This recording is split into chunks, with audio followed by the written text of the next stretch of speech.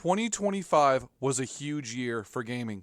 Not only did tariffs heavily increase the cost of this hobby, there was also a new Nintendo console launched with the Switch 2, and alongside the release of big games like Donkey Kong Bonanza, Expedition 33, Arc Raiders, Split Fiction, and so many more. The games industry is thriving. Today, though, I want to take a look forward at 10 upcoming games slated for 2026 and talk about what gets me excited about them. And you won't believe number one. Actually, if you know me at all, you definitely will understand what number one is. All right, let's roll into this. Howdy hello, and welcome to AlphaPhenomenon Gaming Podcast. I'm your host, Phat Love, and I'll be taking you on a journey through gaming with reviews, news, and commentary. Number 10. From the creators of Apex Legends and Titanfall comes Highguard, a PvP raid shooter where players will ride, fight, and raid as wardens, arcane gunslingers sent to fight for control of a mythical continent. This was the big closing announcement for the Game Awards 2025, and I thought it looked pretty incredible. There have been a lot of first-person shooters in the free-to-play area within this genre, and not all of them were able to withstand the competition. A special RIP to Spectre Divide and X-Defiant, both being games I really hoped would make it. I am curious to see how Highguard does when it launches on all platforms January 26th. However, a quick side note, but relevant, is that I am currently all in with Fragpunk, another free-to-play first-person shooter, so much so that I have several videos planned for the first half of 2026 on my YouTube channel and my podcast. But when something new comes out and it's free to check out, why wouldn't I give it a chance? I look forward to seeing what Highguard is, and who knows, maybe we'll talk about it more on the podcast. Number 9. Tomb Raider: Legacy of Atlantis is a reimagining of the 1996 game. Whether you're a veteran raider or new to Laura's world, this game delivers jaw-dropping visuals powered by Unreal Engine 5, modern game design, and new surprises, while honoring the spirit and atmosphere of Lara Croft's debut adventure.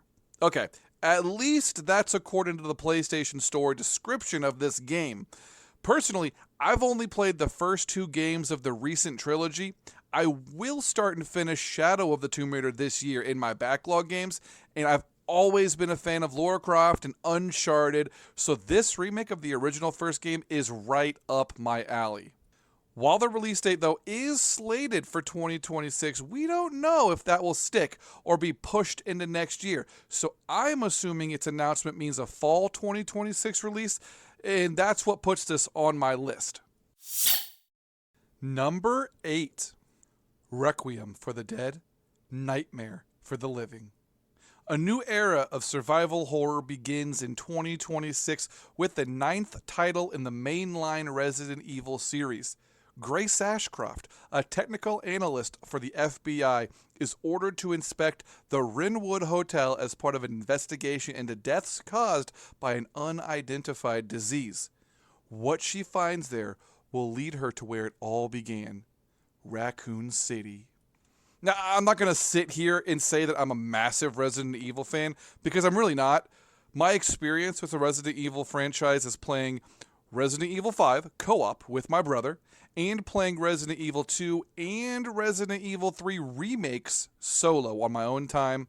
I do have a full playthrough of Resident Evil 2 on my YouTube. If you're interested in that, I won't push it. But I also want to say that I own Resident Evil 7 and plan on buying the RE4 remake along with Resident Evil Village at some point. All 3 of those I plan on playing before diving in to Resident Evil Requiem. I just really loved the trailer and the early build demo gameplay I saw online. Man, beautiful. Great next generation graphics. Looks good. My brother got me to dip my toes into horror games a few years back, and a select few have had the ability to lock me in. On that list is Resident Evil. Now, I'm hoping for a successful launch because I am looking forward to eventually getting my hands on with this one after it launches on February 27th. Number 7. From the creators of Until Dawn and The Quarry comes a cinematic sci-fi horror adventure that blends intense survival gameplay with meaningful choices and a branching storyline. This is the first game in the second season of games in the Dark Pictures anthology, which is definitely a mouthful if you want to dive into all of that. It's a whole thing. I really enjoyed the first set of games. In fact, the final one is The Devil in Me, and that is on my list of backlog games to also complete this year. There is something about choose your own adventure games that piques my interest, and this new one, being set in space, opens up the possibilities of outside threats. Now, the first 3 games were all human supernatural threats, but the idea that, well, let me just read the description for this one, actually. Earth is dying, and humanity is running out of time. 12 light years from home, Tau Ceti F offers a small sliver of hope. When a colony ship Cassiopeia crash lands on the planet, its crew soon realize they are far from being alone. Hunted by an alien organism capable of mimicking its prey, the crew of the Cassiopeia must outwit their pursuers to make it home alive. As they battle to survive, they are confronted with the hardest choice of all. To save themselves, they must risk the lives of everyone on Earth. Okay, leave me some dope comments saying how great my voice was in that snippet of just explanation. But moving forward, if you ask me, this is a tale as old as time, but I'm the kind of sucker that loves it. Not to mention, they always have a great cast in these games. Let me just rattle off a few. Sean Ashmore in Man of Medan, the first one that started it all. Will Poulter in Little Hope. That was a good one. Ashley Tisdale in the 3rd installment of the franchise. You get it. Now, in this next one, Directive 8020. Come on now. LaShonda Lynch is the main actress in this one, and you'll recognize her from Captain Marvel. I love that they are all big enough fans of gaming to take on a role like this. This does have no solid release date outside of 2026, so fingers crossed we get a release date soon. Number 6. Now this next one is more of a leap. The Wolf Among Us 2, a Telltale series. Now, from what I can tell, this game was slated for a 2025 release, and then crickets. Radio silence, nothing. And it's not usually a good sign, but perhaps the studio is keeping their heads down and working hard at finishing this for an early 2026 surprise announcement, or at least that's my hope deep inside of my heart. I was excited after the initial announcement because the studio had shut down, confirmed, gone, and we weren't getting more games from them. But now it's all changed, baby. I've so enjoyed The Walking Dead, Batman, Game of Thrones, and the first installment of The Wolf Among Us. I spent a lot of time trying to get the best possible endings, and if this game ever pops up again, hopefully for a 2026 announcement, I will be ready. Please, I need this. Number 5. After a heroic act, young naval air crewman Bond is offered the opportunity to join the newly revived 00 program. But when a mission to stop a rogue agent ends in tragedy, he must join forces with his reluctant mentor Greenway to expose a deep conspiracy and stop a looming coup at the heart of the state. Okay, comments again. I'm doing great today. Look, if this isn't exciting enough, 007 First Light has plenty of gameplay online for you to really understand how immersive the game is going to be.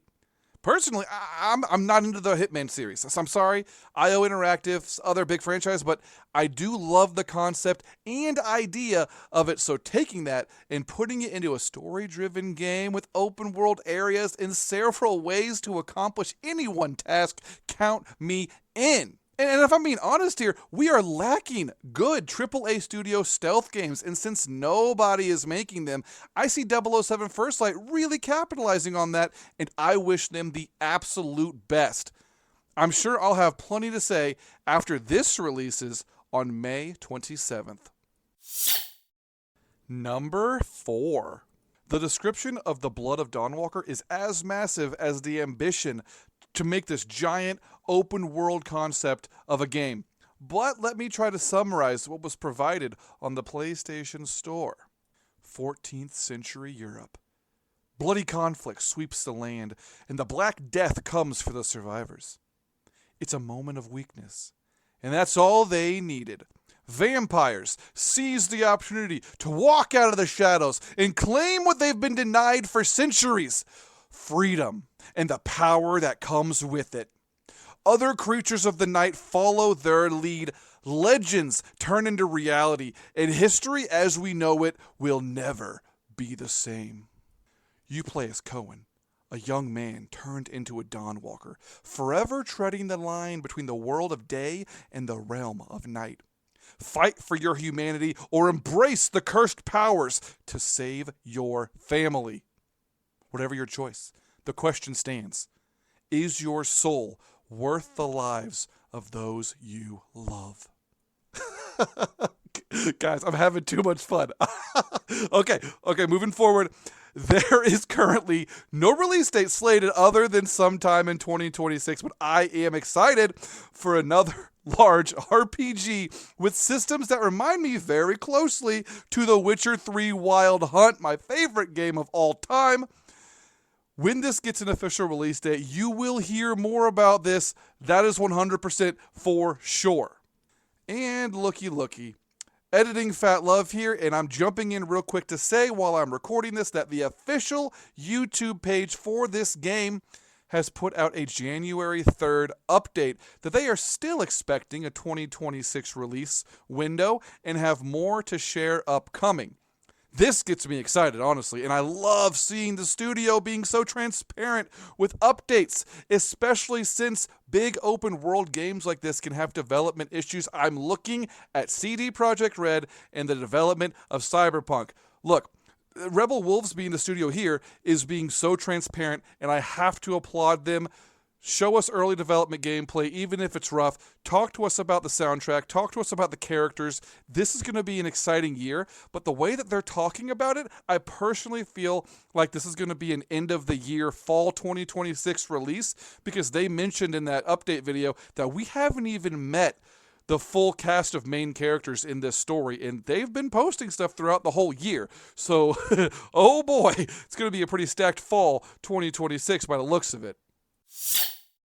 Number 3. With Neo 3, you'll be encountering formidable yokai, exploring menacing villages where darkness lurks, and struggle against the ominous presence of the Crucible. Seamlessly switching between two combat styles during battle, you'll face your enemies head-on with samurai style, and using quick movements with ninja style. And this one has special techniques. This game is also going to allow for 3-player online co-op, and I have my friend, my good buddy Cypher on board for the journey of whatever this game brings together. We will conquer our foes and stand victorious where others fell. This is coming February 6th, and a special demo is releasing January 29th, 1 week prior. I suggest playing this demo because your progress will carry forward, and completion of the demo will earn you a special headpiece only obtainable here. Since this is an early 2026 release, that gets me all the more excited for it because it's coming in a matter of weeks. And if you're also interested, because you're super dope and super interested in my content, I also have a podcast I put out about the alpha demo, the first demo that came out last year for Neo 3. I made sure to put some gameplay in there. I got a bunch of conversation from my buddy Cypher, who told me what he thought of the game, and I show off the combat systems for the dual playstyle. It's very cool, and it's why I'm so excited for this. So check that out if you want to. Number 2. As he searches for answers about his past, Wolverine will do whatever it takes, unleashing brutal claw combat, violent rage, and relentless determination to cut through the mystery of the man he used to be. Now, Insomniac has my absolute trust after such bangers as Spider-Man, Miles Morales, and the more recent Spider-Man 2, all day one buys, all phenomenal experiences building upon the last. The gameplay reveal for Marvel's Wolverine late last year shows how true to the character they are being, and I'm sure the story will also provide many many surprises. Now, I know Insomniac is planning a fall 2026 release. They said so that's fact.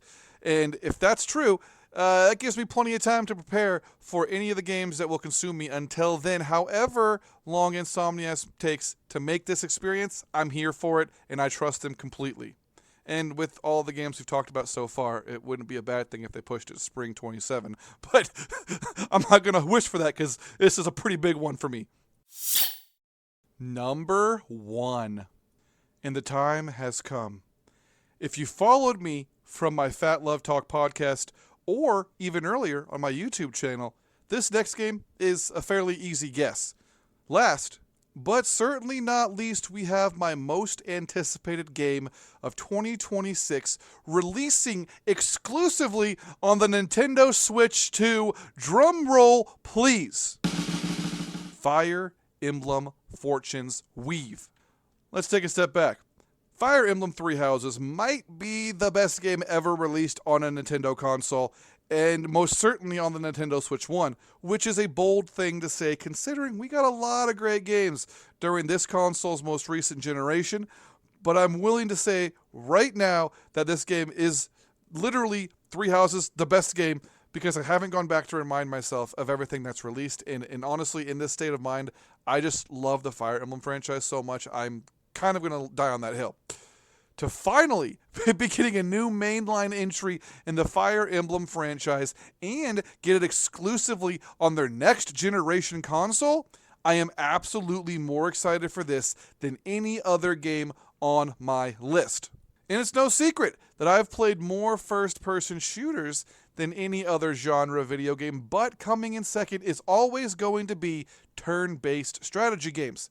I'm an absolute casual, because difficulty turn-based strategy games, they just anger me more than anything, and I'm looking right in the dead eyes of XCOM 2. I tried, and I tried, and I tried, and man, I wanted to beat that game. But I have played so many turn-based strategy games, and keep coming back for that addicting loop of what happens next is largely based on your actions. Yeah, so I have to hype up the new Fire Emblem, because I will be losing myself to this day one and only come up for air when I'm trying to type up the script for my review. Or, of course, the obligatory 9 to 5 I have to work to pay for any of the games on this list. That is, of course, an important factor as well. And with that, ladies and gentlemen, we have concluded my list of 10 games I am most excited for in 2026. There were actually 17 games total that I had my eye on for this year, but in the interest of time, I didn't want to make this podcast too long. However, I can rattle off those remaining games in no particular order just for you. Clockwork Revolution, 1943, Rise of Hydra, Pokemon Pokopia, The Duskbloods, Lego Batman, Legacy of the Dark Knight, Reanimal, and finally, Mario Tennis Fever. Some of these have release dates, while others are just slated for 2026 with no confirmation of when they're coming. Regardless, we are eating good this year with upcoming games. Have a great 2026, everyone. I got some fun stuff planned on all my platforms this year, so you'll be eating good too if you choose to engage with what I'm cooking. Until next time, friends, as always, it has been a pleasure. That's all I've got to say. If you played it, let me know what you thought. Hit me up on YouTube or leave a comment on Spotify. Thanks for listening. I'm Phat Love, and this has been AlphaPhenomenon Gaming Podcast. Peace.